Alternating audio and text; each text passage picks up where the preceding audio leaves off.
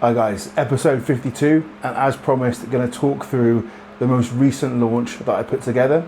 I'm going to talk through how it went, what I did, what went well, what went badly, which is quite a lot, and the lessons that I learned from it. And hopefully along the way we can talk through quite a lot of things that you guys can learn and put into your own launches, some mindset stuff, some actual tactical things that you can go and implement, and ultimately have a bit of a better understanding how to run these things and have highly profitable launches within your own business. So just to kind of go back a step, what I did here was a rebrand of my Strom Coaching Academy. So back in the day, the Academy was an intake-based system where we did an 8-week program talking through how to coach, so how to bring people into the business and deliver amazing results with them. Delivered it that way a couple of times, burnt myself out in delivery, tried to change the tack and had it as a school group. And I think I had that as a school group for around about 18 months and it was relatively successful.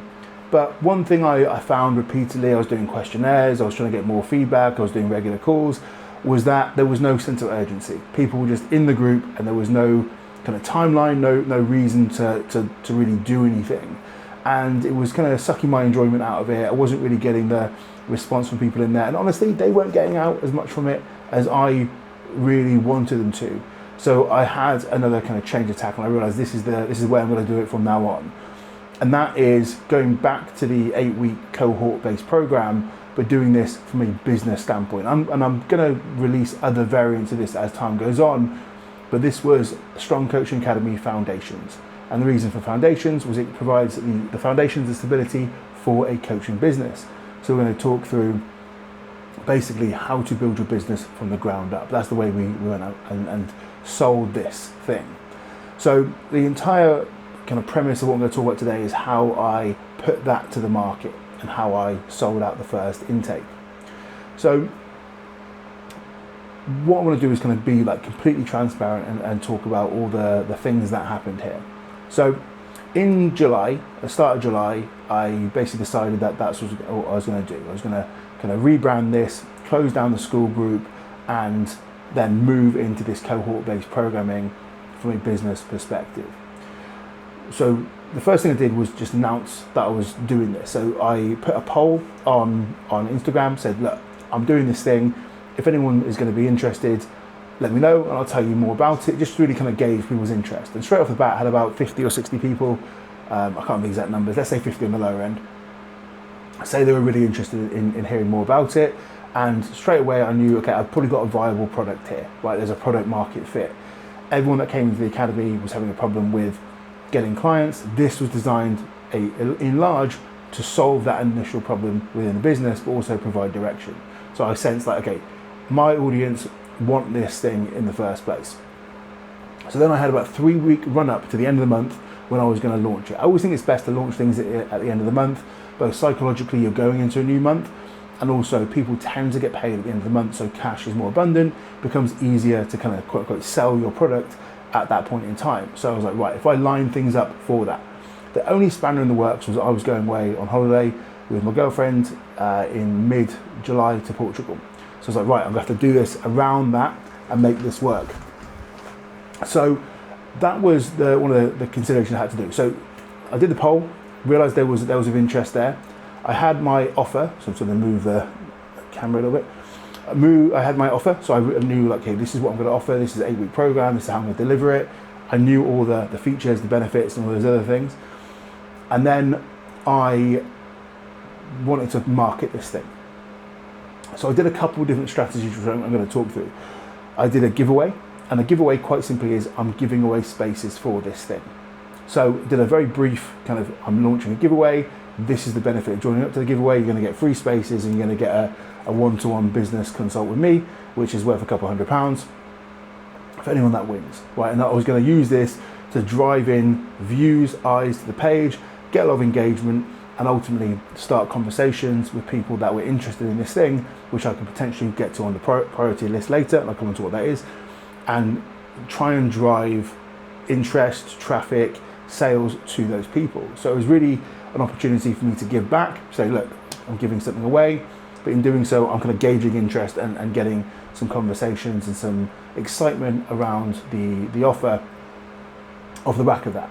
And I'll talk through in the kind of what didn't go so well, but initially when I launched this, didn't get a lot of interest. I had to really kind of push it, and eventually had about 100 people sign up to the giveaway.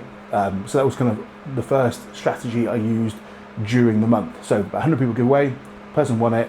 I mentioned to everyone afterwards that kind of signed up. I said, by the way, if you want to get on in the priority list, which is ultimately just an inside, you get early access, discount code, etc. Sign up to this email list and I'll give you more information. And most people that signed up to the giveaway signed up to the priority list as well. So I started building up a list of people who are interested in this thing, and I could talk to directly with email marketing, which is very, very important. So then I did a webinar. So the day I got back from Portugal, so a week before the end of the month, I launched a webinar. So the week I was away, I was getting information out there, sort of giving a webinar on a topic which was essentially how to fix the mistakes in your business. And I ended up getting, I think, around about 50 people register for the webinar, provided me their contact details, pushed into the priority list as well, and then hosted the webinar. I think I only had about 20 people in total come on board, which is actually a pretty good conversion rate. It's like 40%, which I will absolutely take, and then offered them a discount benefit to being on the benefit of being on the call to getting on the program. So there was a win there. They learned more about me, see me actually kind of talk, see how I'm going to deliver information. If they've never seen me do that, to see like, okay, this is an insight of what I might get on the course, and this is the stuff for free, so the stuff we're going to get in the course is much, much better than this. So there was ultimately some wins to be taken from it. So that's one of the things we get there.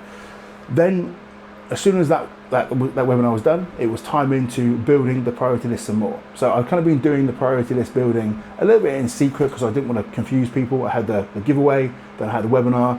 I didn't want to just be like, oh, okay, here's this priority list as well. So anyone that entered the giveaway, they've already had the chance to enter the priority list. Anyone that joined the webinar got put in the priority list. And then basically I said, look, we've got this priority list. If you want to get all the information about what it is, you want to get early access and you want to get a discount, join on board. And in total, I think I got 84 people. I should know these stats, I don't. On the priority list, basically saying, I'm interested in your product. Obviously there was crossover, like people have done the giveaway on the webinar, they couldn't then do it twice, but about 80 people, which is pretty good considering it was a relatively quick turnaround from kind of inception to planning, and I obviously had a load of different things in between, so there was never actually a considerable priority list push, but still managed to get 82 people on there. And then there was essentially a direct response marketing campaign for a phase launch the week of the launch. So I was sending out emails basically what it is, who it's for, what you're going to get, pricing, benefits, all that sort of stuff, peppered to the priority list throughout the week. And then on the Friday, launched the thing. And then on the day of the launch, got quite a few people come in, I think like 8, and over the course of the week it was trickling. And then it closed on the Sunday, so open the Friday, it was open until the following Friday, and then managed to get all the spaces. Got actually sold 21 because I didn't close it quick enough. I sold 21 spaces, which was far in excess of what I thought I was going to do. I was hoping to get to 20, to be honest, but by the way it had kind of gone for the first week, I wasn't sure if I was going to fill all the spaces. When I last recorded the podcast, I think I'd sold like 14 or 17 or something. But I thought at that point, I'm not going to fill this. We'll see how this goes. But I ended up going slightly over and filling all the spaces. So we could say it was a successful launch, right? It was. I'll just be completely honest about the numbers. So 21 spaces, £400 a space, made just over £8,000. Which is great. I mean, it's not necessarily about the money, although some cash collected into the business is fantastic, always nice, but it's mainly the fact that just purely from a business perspective, it's going to be great for me in terms of they're going to see me do my job, see me demonstrate authority. The likelihood is anytime someone comes in, of those 20 people, maybe about 5 people are going to convert into mentoring. And ultimately, I think what the aim is, I'd like to think so, everyone's going to see that I've got loads of value, we get good testimonials, and then I can promote it better for the next time round, And ultimately, there's more and more people who have been within my coaching program speaking very highly of me. And when I compare this to other programs I've been in, when I see about other mentors, I like to believe that the value I'm going to deliver based upon the cost is very, very skewed. So the amount of value you get for the cost is by far and away of the value. So I'm trying to make sure there's more people in my world understanding it, nice impact in the business from a financial perspective, but more so it's going to help in the long run by people who are going to come in and eventually probably sign up to mentoring down the line. Now, even if they didn't, it's still been fantastic from a business perspective. That's the launch in essence. Just being completely transparent about costs, everything else. Now, in terms of what went well, there were some big things that went well. So number one, all the spaces were sold. That was great. Number two, I didn't feel salesy in terms of doing it. Now, don't get me wrong, did I have to push things across the course of the time? Absolutely. But the benefit of doing it from a giveaway perspective and a webinar perspective is rather than just me trying to take, like, guys, come buy my thing, it becomes easier for me because I'm giving away value. Like a giveaway, I'm giving something away. People are getting something, or they have the potential to get something in exchange for them listening to my sales pitch, basically. Same for webinar. And I'd like to believe, again, this might be me being delusional, but I'm giving a lot of value in both those instances. Okay, so I'm giving away, especially in the webinar, I'm giving them direct information for free that they can go and improve their business. So there's the value exchange is towards the client, not towards me. And then I only ended up selling, quote unquote, my product for a week, essentially. So I had a couple of emails go out the week of. So probably about 8 days of actively selling. Of those days, I probably would have only sold for about 4 in terms of the communication across social media. On emails, yes, more, but I think people are more inclined to be sold to by email. But on the social media side of things, it wasn't over the top. Yes, I obviously sold, but I've done launches before where for like 2 weeks I sold every day and I felt really icky at the end of it. I was like, I did not enjoy selling this. So that went well. What was also positive, like a bit of a silver lining, is I didn't actually think all the spaces were going to go. Okay, so this is a new product, new offer, and whilst I've always sold out my launches before, and I kind of hoped that I would sell it out, but when it got very close towards when I was going to close things off, I'd kind of come to terms with I'm probably not going to fill these spaces. And that's okay because it's a new product. I'm still going to deliver as much of a quality service as I can, but I'm probably not going to fill this. So it was nice to be able to come to terms with that, but then also to kind of bring it over the line was just a huge win for me. Now, in terms of what went badly, there was a number of things I definitely didn't do very well. So I definitely didn't do a very good job of explaining the offer as well as I could have done. And one of the things I reviewed during the launch week, I initially had this influx of kind of people coming into the program, maybe 8 people off the bat, and then it was sticking and sticking. Now, obviously, scarcity and urgency is going to be a thing. People are more likely to sign up at the end of a launch and the start of a launch. There's a big gap in the middle, right? Because people need urgency and scarcity. But when I reviewed my offer and my copy, I was like, I'm not really explaining what they get from this. Like, people were still saying, what is it? And I was like, have I not told people enough? And obviously I hadn't done a very good job of telling people what it was. So I had to kind of go back through it. I was like, okay, this is what it is. This is what you get. These are the benefits for you. This is how you're going to feel afterwards. And this is what you're going to get from it. As soon as I changed the copy, I was like, yep, I can see direct impact from emails, from social media, that I'm getting more and more people interested in communication, conversations were flowing. So, but I definitely didn't do a very good job of explaining that. I rushed the process for sure. So when I do this again, I'm going to absolutely give myself more time to plan it. I sort of went, I'm going to do that, off you go. And don't get me wrong, I think one of the greatest things you have as a business owner, especially a small business owner, is speed. I see so many people waste time. They're like, I'm going to do a launch. I'm going to plan this out for 2 months. And then they wasted 3-4 months by the time they actually do it. It took me a day. I was like, right, cool, go. And that was great from an agility standpoint, but from an actual planning perspective, like, there's so much more things I could do better. And I'll touch on that in a moment, but I definitely could have planned it better. I think me being away on holiday, I could have utilised that a lot more within my content. A bit more humour, a bit more personality, to get more engagement, to kind of push it, I think would have been great. I obviously didn't have any testimonials because my previous launches were more coaching based. This is more kind of business based, so I didn't have any testimonials to use on that perspective. So there's a bunch of things I could have, or that didn't go particularly well, I can learn from, for sure. But yeah, most certainly I think there's some things I did badly. Now, in terms of what I learnt, the main things for me would be planning, copy. I really do think that building up a priority list earlier would have been huge. I didn't really do this because I had everything kind of jammed in at once. I think next time I launch it, I'm going to just build up the priority list and then launch it. I think the webinar was great. I think the giveaway was great, but I think running them as individual campaigns rather than trying to like jam all three together, I think it dilutes the message, creates a bit of confusion, creates a bit of numbness from the receiver where they're like, okay, he's done a giveaway. I'm kind of like, we've had some value. He's done a presentation, value, and now he's asking for something. But they've seen my message so many times, they almost switch off to it. And I could see my my story engagement dipping. So I typically get around about 10% engagement on my stories to followers. So I've got about 8,500 followers. I get about 700 to 900 views on my stories typically. My story views tapered off dramatically. Now this is, and it's probably like 300, 400. Like honestly, I'd like halved. Now this is kind of normal when you're selling something because people aren't interested will swipe through. Okay, but that is also going to kill your engagement to other people that might potentially see it. Remember that if people aren't watching your stories, they aren't going to buy your stuff. So for me, it was definitely a factor to make my stories more engaging, but also not to sell continuously or like be present continuously, even though it wasn't necessarily selling, with the kind of mixed messaging across the course of that. Like build up priority list, sell to priority list, off we go. The other thing, which is probably my biggest takeaway, is building up my email list. So I've built my email list over time. It's a pretty decent list, but I'll be completely honest, I have been nowhere near diligent enough or active enough in terms of building it up.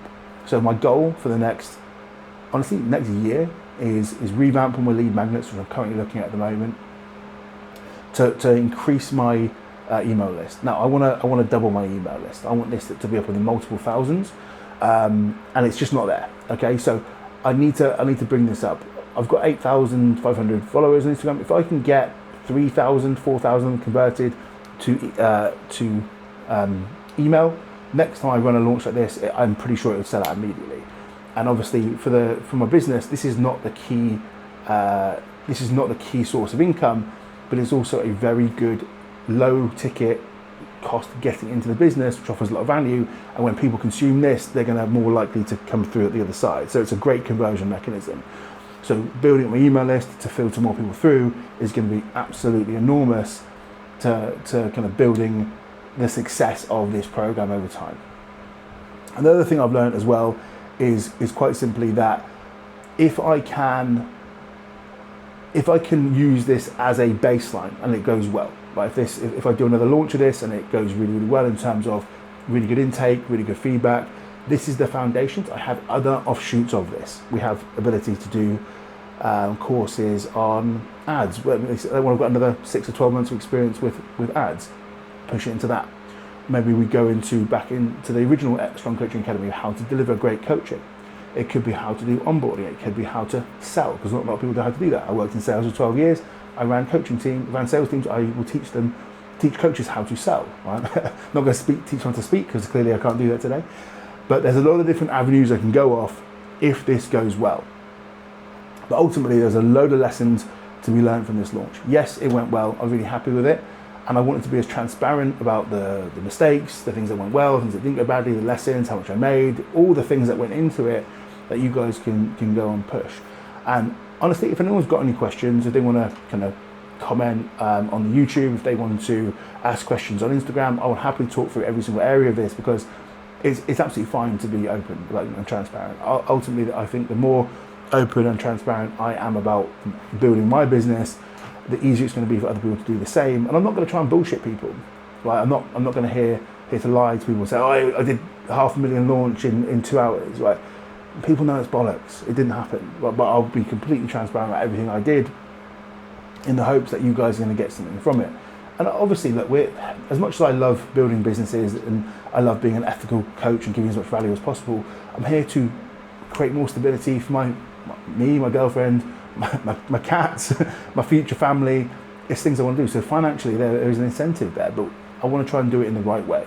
So I really hope that you guys can understand how I've done that without, hopefully, coming across as too salesy, too scammy, and delivering great value and a great service along the way. So I really do hope you got a lot from this video today. As always, if there's any questions, let us know. Please check out my sponsors below. And if you'd like to get involved in the next academy, I'll announce when that is going to be coming out. But it's likely going to be a start of 2027, all being well with this one, and it goes off without a hitch. So really appreciate you guys paying attention. Hope this was helpful. Hope you guys took something from it. As always, any questions? And if you're not and you made it this far, please make sure that you subscribe to the channel. It would mean an awful lot to me, and it means you get updated every time I release a new video, and hopefully a lot of value like this one. So take care, see you in the next one.